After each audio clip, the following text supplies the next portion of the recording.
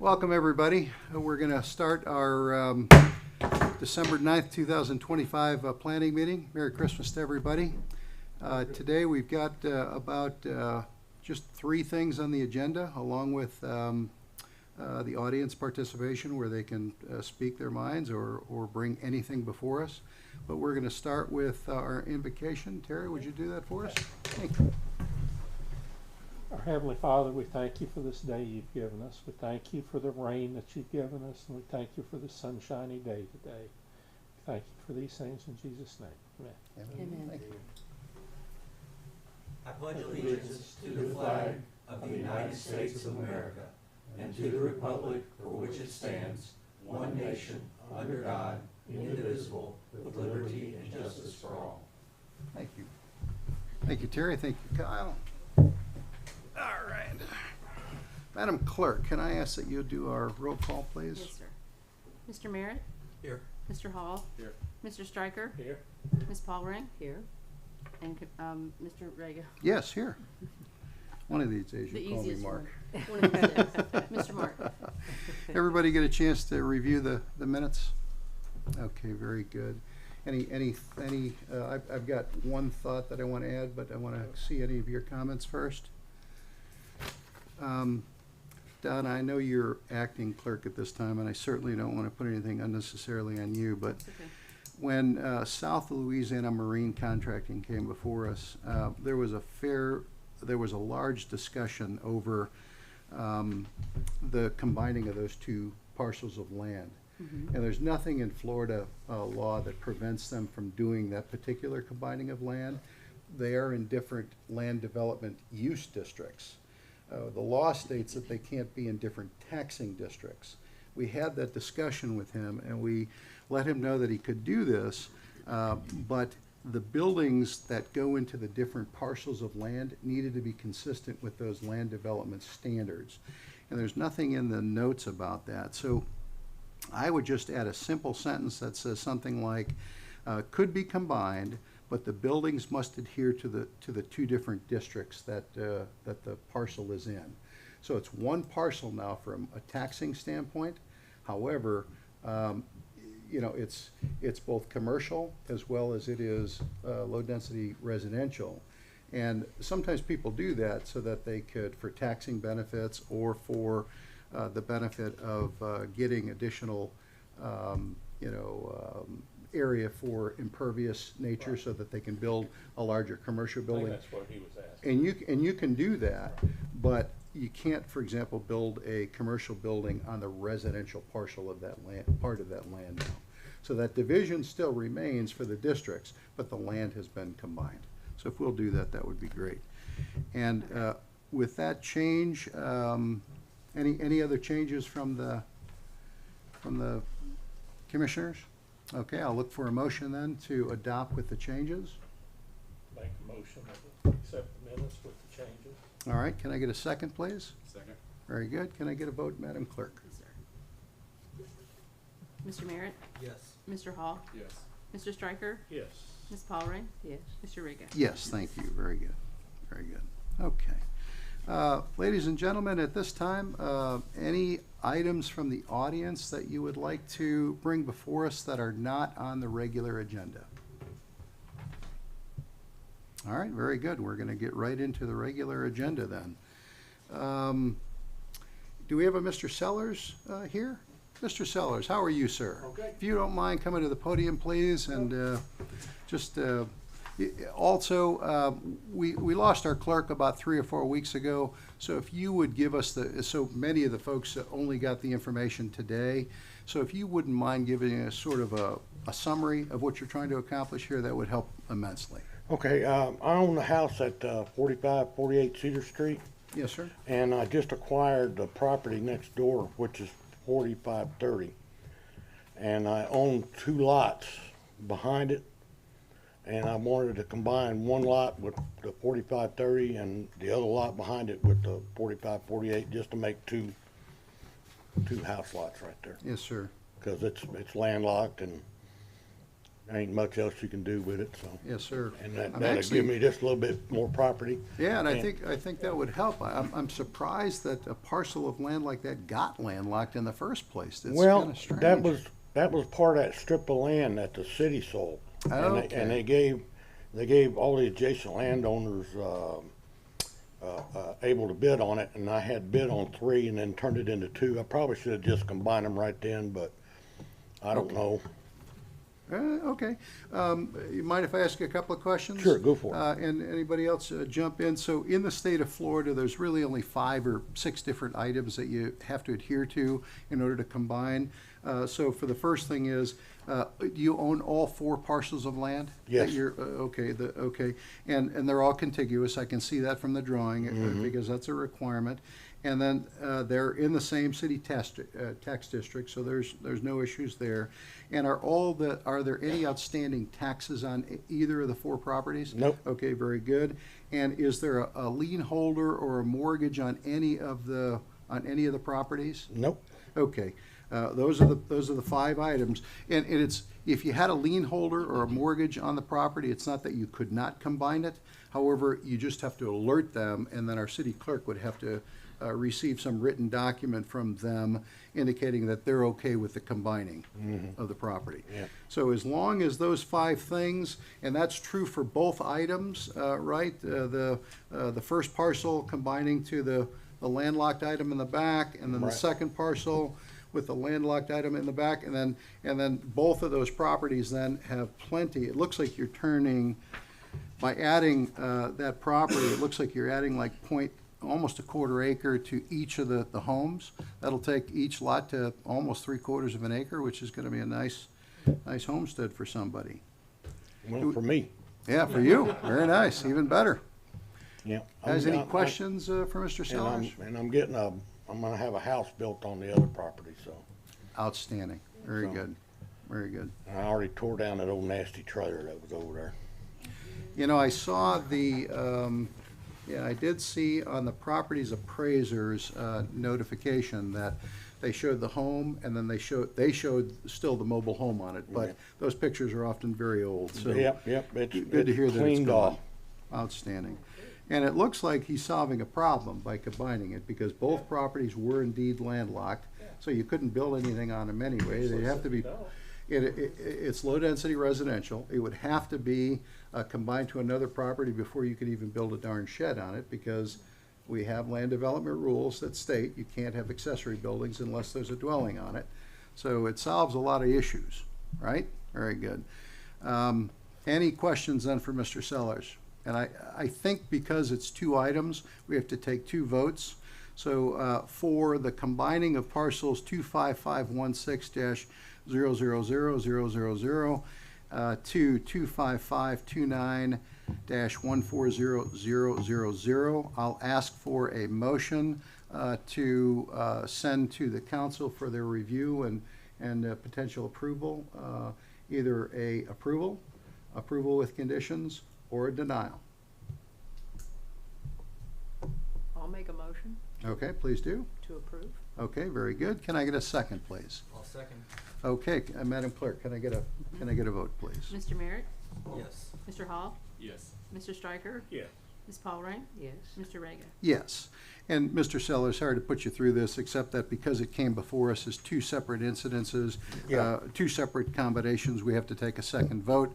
That's okay. The circumstances are identical for the second parcel of land, which is parcel 25522-000-000 to 25529-130-000. And that one would have, that would be at 4530 Cedar, okay? So the frontage road, that would then be that property in its entirety would be at 4530 Cedar. The first one we just voted on would be at 4548 Cedar Street. So I will ask for a motion to either approve with conditions, or deny the combination, to send to the council members for their review and approval, the combination of 4530 Cedar Street. I'll make a motion to approve it. And Very send it to good. the council for Very their good. approval. Can I get a second, please? Second. Very good. Madam Clerk, can I get a vote, please? Mr. Merritt? Yes. Mr. Hall? Yes. Mr. Stryker? Yes. Ms. Paul Rain? Yes. Mr. Vega? Yes. And Mr. Sellers, thanks for improving the neighborhood. We sure do appreciate it. Oh, yeah, I needed it. Thank you, sir. Very good. way to take care of it. Now, Buy I it and think tear it what, down. now, what you will need to do is, Donna Purdue is our acting clerk. So what she'll do is she'll inform the council members that planning is recommending both combinations of property. And then you have to come before them. They do require you be there. Okay. To answer any questions they have, but they'll see a full transcript of, or watch the movie, and see what occurred here. Okay, But I don't see any reason why those two parcels couldn't be adjoined. okay, All right, sir? sounds good. Thank you, sir. Merry Christmas to you. Yep, Merry Christmas. Appreciate it. So, will they schedule this to the city It should be on council? the council next week. Okay, next On the week? Yes, sir. Okay, that'll be good. Yeah, we'll I'll try add not it to to hold the you up. agenda. And then at that point, you'll have to go to the clerk of courts and ultimately apply for the combination, and then you're done.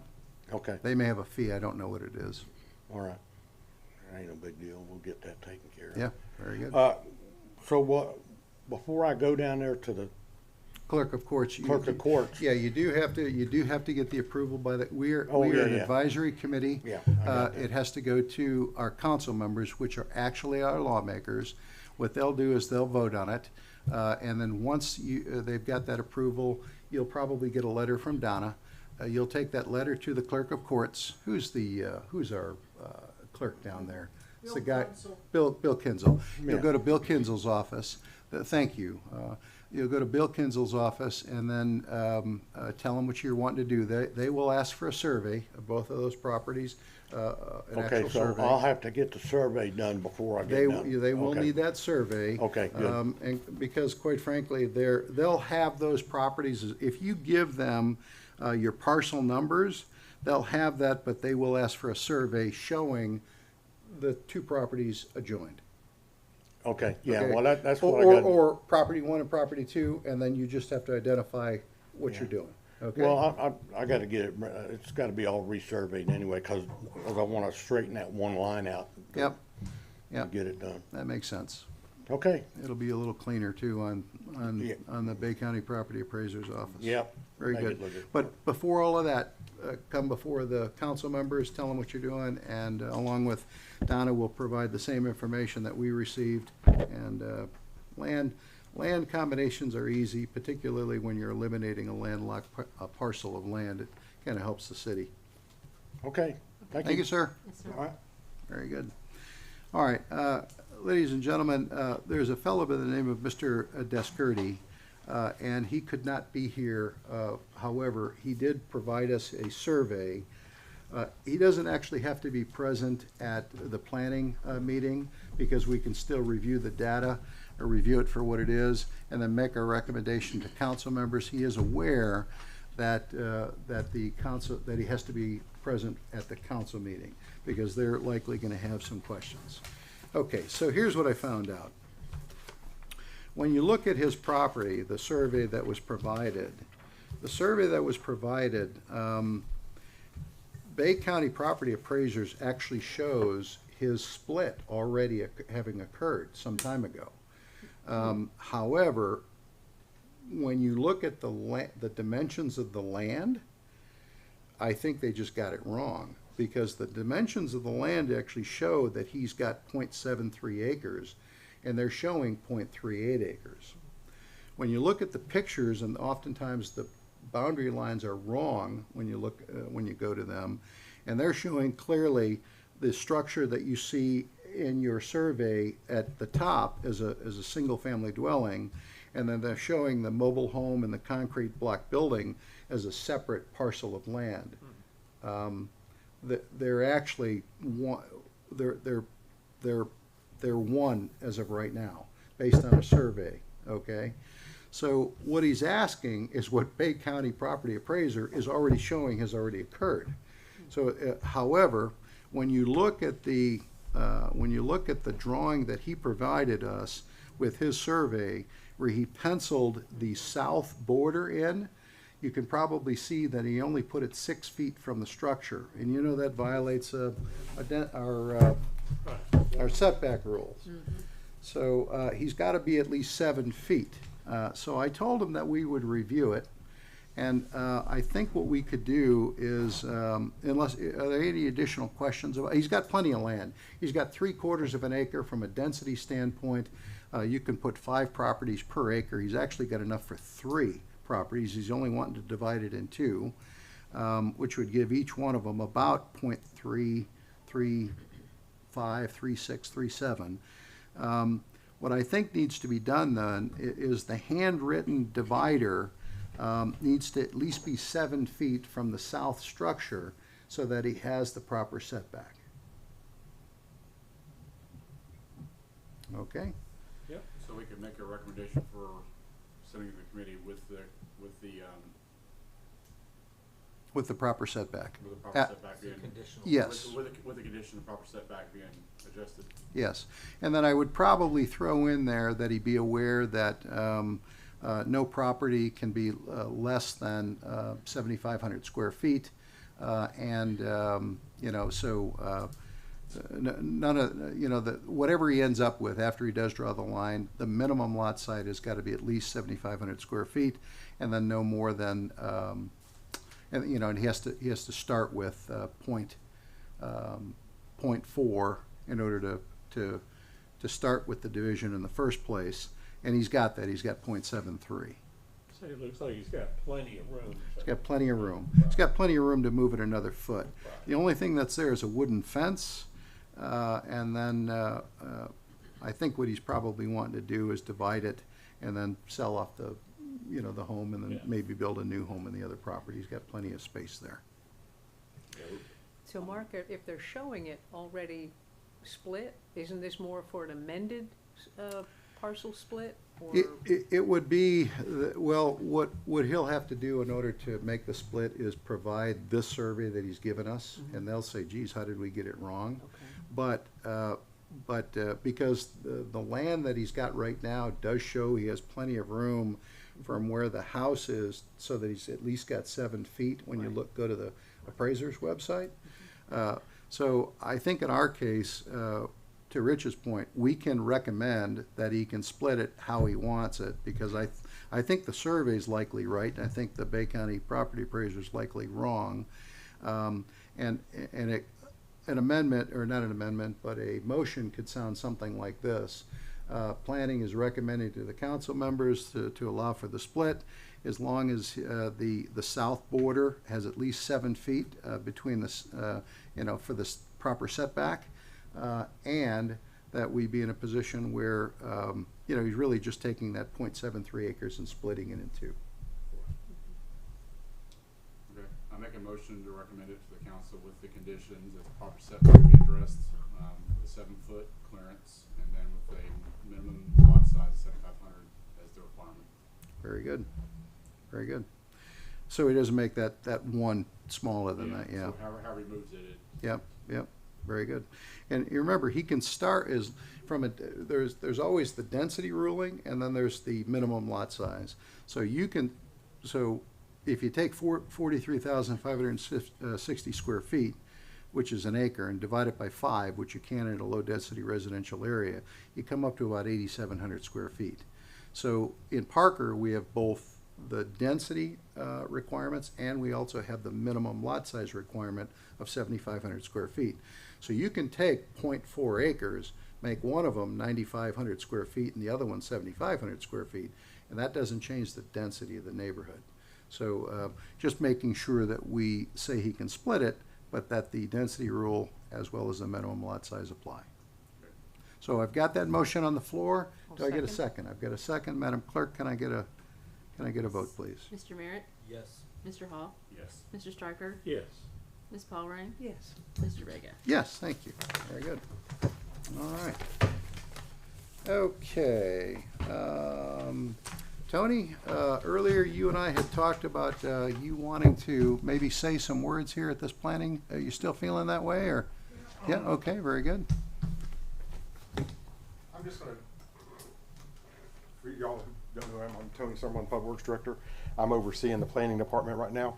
I just wanna start bringing things to y'all's meetings for y'all to start deliberating on and trying to look into. And I guess the one topic I'd like to address for y'all to start looking at right now is the 120 square foot no permit required rule that we have for portable buildings, patios, stuff like that. I'm not looking at trying to get the city to make any kind of fee or anything off of that. I just think that we might need to make it a requirement in the LDR that there is a review. The problem we're having is that, you know, you can get a 10 by 12 shed and it doesn't require a permit, but nowhere in there does it say how many 10 by 12 sheds you can have. So we don't have an impervious look to see that this person has 5 sheds on the property and the impervious is being taken away. We don't have stacks of sheds going down by the waterway, you know. So I just want y'all to look at that topic and maybe possibly address that, you know, it will require a site review, just something that we get a document that you have to fill out telling us that, hey, I want a shed, and then we'll look at an aerial and you can tell us all what you already have on your property. Because people do the same thing with porches. They'll put a 10 by 12 porch on, doesn't require a permit, but then the next thing you know, they put a roof over it. Well, now that makes it impervious and it sheds water to their neighbor. So we just want to try to see if y'all can work on putting a caveat in there that we can have some kind of review in the city to give them a yes or no, not just thinking they can just do it. Very good. Tony, just a couple of questions. So so the 120 square feet, you're okay with the size 10 by 12 shed, just you want us to look at putting sort of guidelines around when you do build one of those sheds, because what he's talking about, that's de minimis. So we have 3 different developments here in the city. We've got de minimis, which doesn't require any oversight, and we've got minor, which our city clerk has the option to approve. Then we have the major, which planning and then council members approve. So so is the 120 square foot shed size okay? You want us to maybe take that a little smaller? No, I mean, the size is okay. I don't have a size. It's just that the city gets a review. You're not even Okay. necessarily saying they need a permit. No, Just- not a permit, just, it's, because Just a review. some of the others that I've looked at, Rachel, it's just considered basically that they have, you come and do a site review. Yeah. The city yeah. will do a site review just to make sure that you have the impervious and the land that can hold that Yeah. without harming your neighbors. We've And come yeah, across and a that couple makes of sense. properties, there's one that has 9. Yeah. Wow. 10, huh? Really, they You know, do. if it goes with 10, you know. I don't even think they have room to, they wouldn't have room to do another one. No. But like I said, it's just, So, you start seeing them moving in and, you know, because it's a 10 by 12, we can't Yeah. stop them. right, Yeah. We don't have anything, you know, we have a document that told them, no, you can't have this. We could have stopped them. right. So I think what we're looking at is maybe considering a maximum accessory number of structures, right? All right, so maximum number. Even one, I mean, if they've got 12 sheds already, and they wanna put another in there, you know, there's gotta be, Well, Well, I mean, if we the- follow the impervious requirements. Exactly. the impervious Yeah. requirements, Yeah. what's gonna get them is, because you cover so much of your land. In residential, you're only allowed 40%. Right. So once you start adding multiple buildings, you've already broke that. Yeah, So we can make it as easy and don't have to make it as detailed. It's basically just a review. The city can handle the impervious and the setbacks we just want to oversee it to look, you've got 5 sheds, you can't have another. yeah, yeah. Okay, so we'll look at putting guidelines around it, and we already have rules for things like you can't put a shed within 5 feet Right. of your property line, things of that nature. And as Tony said, we have in low-density residential, it's a maximum of 40% impervious, so that includes your house, your driveway, your patios, your sheds, all of that stuff.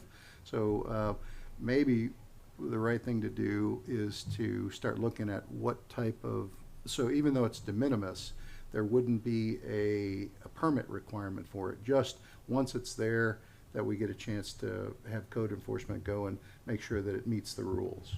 would have to go like an LDR amendment, wouldn't it? Yes. Yeah. Yeah, we have to. Yeah, I'm just change looking for LDR. something that's just basically, if you're looking to go buy a shed, contact Yeah. the city, let us do a site review to make Yep. sure before you buy the shed, Yeah. or before you build a porch, patio, anything like that. Yeah. We just help you before you cause a problem. Right. Yeah, yeah. very good. All right, well, that's not for this meeting. Nope, that's just for That- something that's for y'all to really work just on and- for, maybe, you know, as we get into January, February timeframe. But thank you for queuing it up for us, Well, like I Tony, said, I want because to we start can- bringing something as we Yeah. get them and bring them to you because we're going through the book. Yeah. We're working on cleaning everything up, and there's just a few items that we're having that are constantly coming back to being addressed. Yeah, People always find a loophole. yeah. Well, and you gotta be careful, right? Because I will tell you that, thank you, Tony. I will tell you that in the state of Florida, there have been many lawsuits waged against municipalities because of personal property right violations. So you have to be very, very, very careful. There's something called estoppel. You guys familiar with pro estoppel? It's, so let's say, for example, you buy a property and you could reasonably assume that you could build something on that property, okay? If you've got a municipality that ultimately changes those rules, you can sue based under estoppel rules. If a reasonable person would believe that they could build something, and then you have a municipality that changes the rules, and they're winning those cases. So we have to, and just so you, if you guys want to look some of that stuff up, just as part of your thinking, I'll give it to you real fast. Let's see. It's going to be under section 70.001, private property rights protection. It's also called the Burt J. Harris Jr. Law. It became law in 2021. Okay, just be aware of it and focus on promissory estoppel.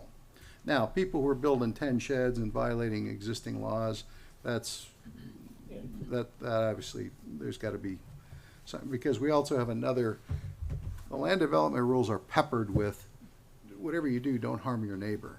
So if you've got an eyesore forming there, or if you're violating some of the rules regarding impervious nature, that's already a code violation. So just think about those things when you start thinking about how we put barriers around this kind of thing. You have a fine line not to be big brother. 'Cause Right. you got, you know, I own my property, Right. there's things I wanna do, That's right. you That's know, exactly right. That's right. and balance it with, And the other thing is too, Sure. is something that may not be, something that you might not think is an eyesore, might be considered an eyesore for somebody else. So we have to draw the line of subjectivity. For example, I think your motorhome's beautiful. I've never had an issue with it being parked there. However, you know what the rules are around parking them in their front yard. So we have to be careful to not be too big brotherish, but also kind of help the neighbor out. So there's always a balance. Very good.